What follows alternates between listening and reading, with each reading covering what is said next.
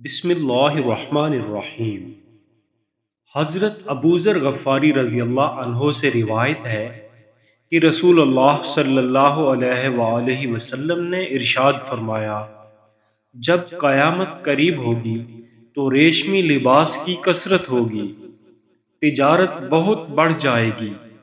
مال و دولت میں اضافہ ہوگا، دولت مند اپنی دولت پر فخر کریں گے، گناہ عام ہو جائیں گے، بچوں کی حکومتیں ہوں گی،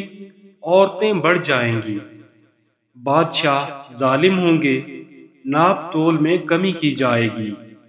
آدمی کسی کتے یا شیر کے بچے کو پال لے، یہ اس کے لیے اپنی اولاد کو پالنے سے بہتر ہوگا، بڑوں کا احترام ختم ہو جائے گا، چھوٹوں پر رحم نہیں کیا جائے گا، حرامی بچے زیادہ ہوں گے،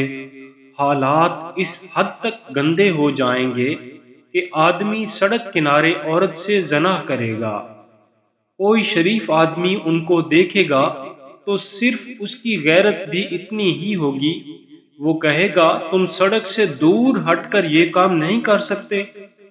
لوگوں کے دل بھیڑیے کی طرح ہوں گے اور اوپر لباس بھیڑ کی طرح شریفانہ ہوگا، یہ لوگ اس دھوکہ دہی کے زمانے کے شریف لوگ ہوں گے۔ نبی اکرم صلی اللہ علیہ وآلہ وسلم نے ارشاد فرمایا، جو مسلمان بندہ کسی ایسے مریض کی عیادت کرے جس کی موت کا ابھی وقت نہ ہوا ہو